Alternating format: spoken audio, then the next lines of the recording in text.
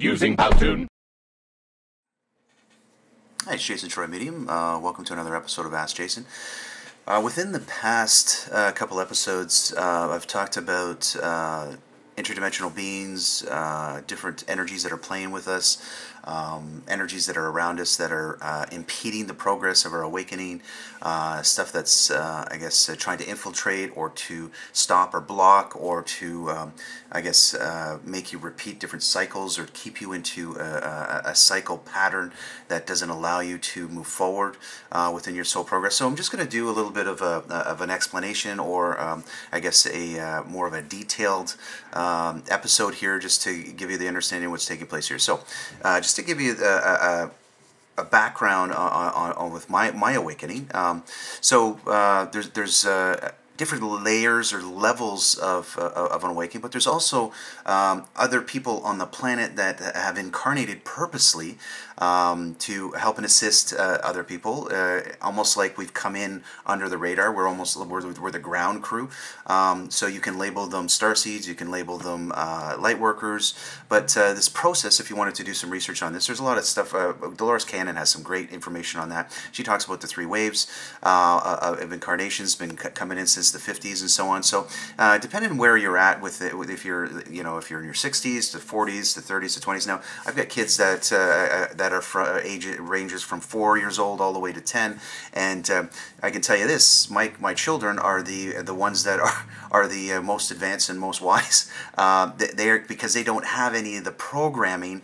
They're actually been stripped from that programming, and they're the most elevated. So, but the issues that they're having is that their frequency is very high. They connect very strongly on the heart. So if they're interacting with somebody that's more in the head space and not in the heart space, they actually gravitate away from them. A lot of these kids, there's I guess a link on some of the Google stuff about crystal kids.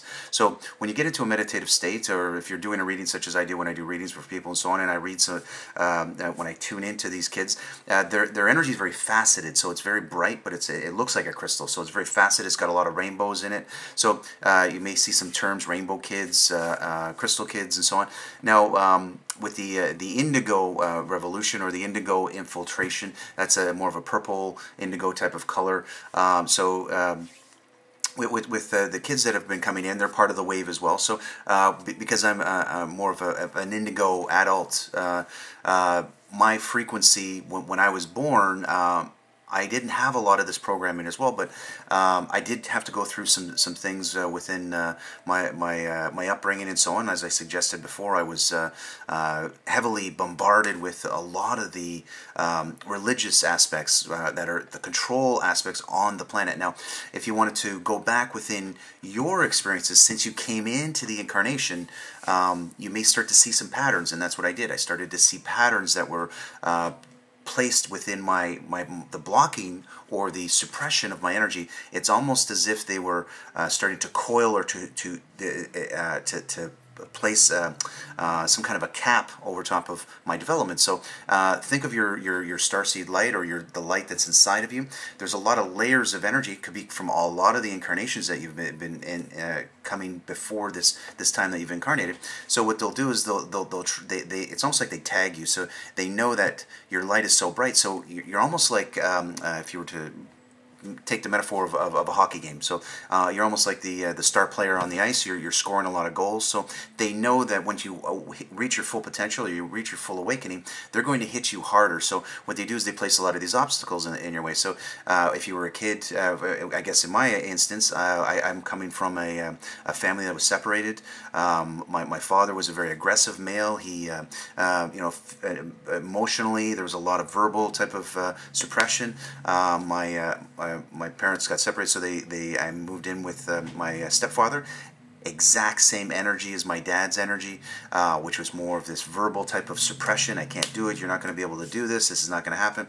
And a lot of the bombardment from the control factors within religion. So there was a lot of stuff with the Pentecostal faith and so on. So I had to see past all of that. And then once I moved away from that, and started to go out into the world on my own. I started to get into jobs and so on, and I started to see patterns with that same male energy, which were bosses. I had a very aggressive male boss that was very suppressive of my energy or trying to control my energy.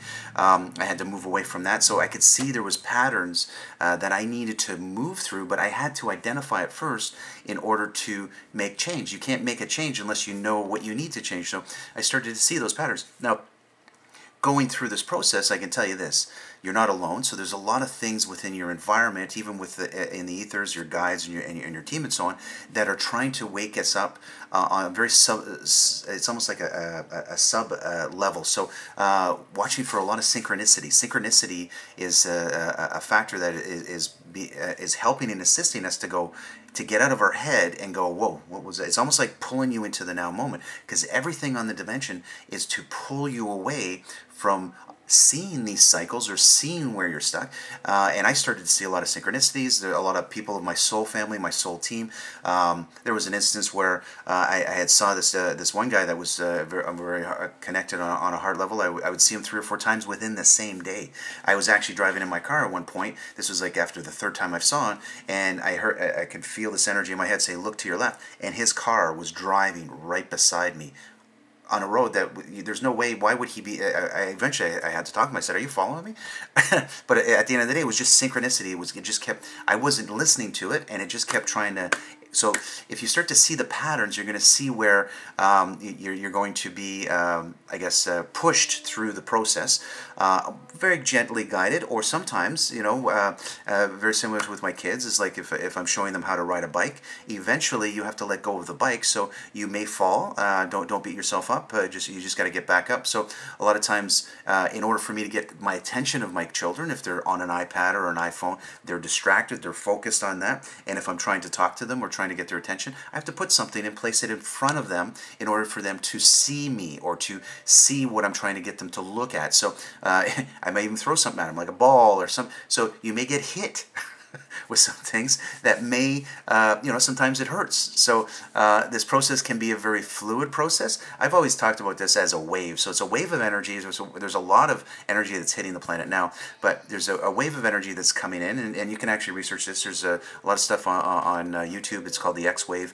It's a gamma wave that's coming through that's starting to help and assist the process. So we do have a lot of stuff that are helping assist us, but this wave, you can either get hit by this wave or you can ride the wave, which is just almost like a surfer, right? So seeing the patterns and the way that you can get into that process of seeing things that is actually affecting us is to meditate. Meditation is a very great way of getting out of the left or the right brain and to be able to come into the gap, which is, there's a lot of esoteric teachings talking about this, is the eye of the needle and so on. There's actually some sacred geometry, the Vesica Pisces. A lot of times when you look at some religious characters such as Jesus, Buddha, and so on, you can see some of their imagery. A lot of them are in that gap. They're in the center of that Vesica Pisces, and their hands are open, so they are in a state of allowing. A lot of the, I guess, when I'm going through my daily practice, I can tell you this: I'm still doing a lot of my stuff, or I'm looking at things of trying to awake more. You're never fully awake. If you are, then you wouldn't be here. Now, a lot of things that I practice is non-attachment to the experience, have no judgment and no resentment to the experience. And when things start to move into a different direction, don't hold on to them, because the more that you hold on to them, then the more you're going to get pulled, or the more it's almost like taking candy away from a baby.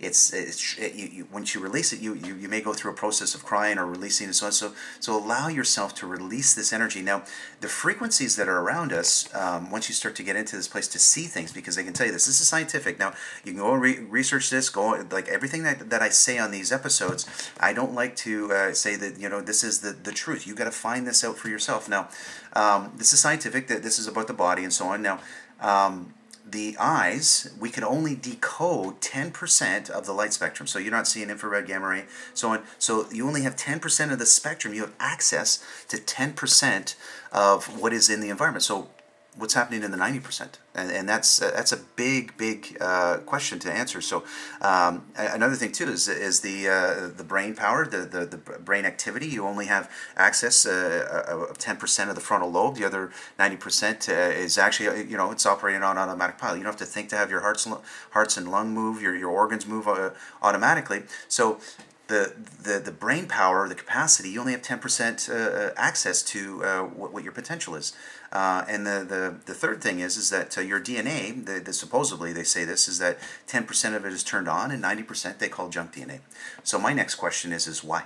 Why do I only have access to 10% of my full potential? And who's doing this? What are the factors, and what is actually happening to my frequency to suppress it? And why can I not have 110%? Why can I not do and have access to this full body, mind, meat suit here and to be fully activated? So that's I guess my concept of what's happening within the awakening. So the energies that are around us, you can do some research on this. There's some stuff out there. Evil Organ has lots of really good information. She's got tons of stuff on YouTube. She's written a book on that. It's called The Darker Side to Cupid. So this has to deal with a lot of the vampiric energy that is around us, that is operating in the ethers. Now, these things can't physically harm you, but they can induce a thought pattern, and they're actually operating mostly through a chakra or a trauma or a tear or a rip in the aura. So when you have this tear or rip in the aura, and that's what was happening, give you an example with a lot of the stuff that when I was a kid, a lot of the trauma mostly was basically the suppression of my energy within the male frequency, and that would have placed a rip or a tear in my aura. And this is where these little guys, to me they're just little hitchhikers, but almost like a mosquito that's just creating havoc, but they're so sneaky and sly that they will it's almost like they're puppeteering your process, and it's like you don't even know which thought is yours. So it's a lot of do this, what about that, what about this? So it's a lot of distraction for you to slip up or to make a wrong decision, to place you on a path that is going to take you off over into a different area. Now, at the end of the day, you can't get it wrong. You're always going to be exactly where you need to be, but you just have to be able to catch this stuff in the act to know that there is a positive frequency here that is trying to help and assist you, and there is a negative one. So when you start to identify these frequencies, then you have to be able to get into a place of stillness, and to be sitting in front of a TV all day, in front of a monitor, walking by a bus stop. There's like 5 people on iPhones. Nobody's interacting with anybody anymore. Everything is through this black box, this black screen, and you got to take a step back and go, why is that taking place? Yes, there's a lot of information out there now. Information, the internet can be used as a positive thing and a negative thing. So when you're looking at the iPhone is an external expression of our innate ability. We want to interconnect with everything, the internet, right? So we already have that access. When you start to meditate more and get into those higher planes, you can access that frequency. You can access other people in the ethers and so on. I've actually had some great experiences with this, where with my clients and so on. I had a lady come up to me one time and she said, I had a dream about you, and you were in a teaching scenario, and I was told to wait 2 weeks, and that you would be done and finished with that next student. And I was like, okay. So anyways, it would just so happen that within that week I was actually done with the next student, and then she had to come into my teaching class. So a lot of times we're interacting with the internet or the internet, internal net. So the exterior part, we got to start to watch and monitor. We are interacting with energy 24/7. So if your frequency is low, it's because they have induced a thought. Have a beer, have this smoke, get addicted to this, and it's always introducing just very small increments to slide you off of the frequency of your full awakening or your full potential, or to get you from that 10% into, you're always pushing to get into that 100%, and it's always just this toggling energy. I can tell you this, I'm always catching myself in the act. So if you want to send me some questions, or if you have any concerns, now when you're looking at these interdimensional beings, they are very real. A lot of stuff, like I said, I suggested, there's stuff on the internet. Evil Organ's got some great stuff. John Nash has a lot of stuff out there. But when you become aware, that's what is the awakening process, where you're shining light so you can see, and if you're part of that team, that Lightworker team, this is a proactive process. You have to take part. It is not a passive process. So if you're finding that you're struggling or there's resistance within your experience with my what happened with me at the beginning of my awakening.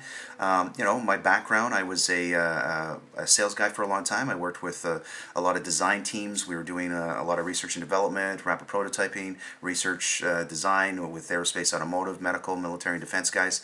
So I do have that left side. I do have that energy. I was very successful with that. I got things that I had to take care of at that time. And how many guys psychics or mediums are there? Not very many. Now, why would I do this if I didn't have access or an understanding of what is taking place on the other side? Why would I drop all of that to do this? Now, at the end of the day, it wasn't dropping it. It was actually forced, or there was a forced, awakening process because I wasn't listening at the time. And eventually, there's a lot of resistance within that experience. So I was getting a lot of resistance within the job that I was doing, people that I was interacting with, the coworkers, bosses, and so on. And eventually, it just starts to move. It's like the 3D energy and the 5D starts to overlap over top of it and says, this is no longer serving you anymore. This is going to be going away, and you now need to do this. So it is, like I suggested in other episodes, is a deconstructive process. So the more that you allow and start to, take part in your awakening, then you will actually start to see a smoother ride. I welcome a lot of questions and emails, so shoot me an email. Take a look at my website. There's a lot of information on there. Take a look at some of the other episodes. And thank you again for watching another episode of Ask Jason.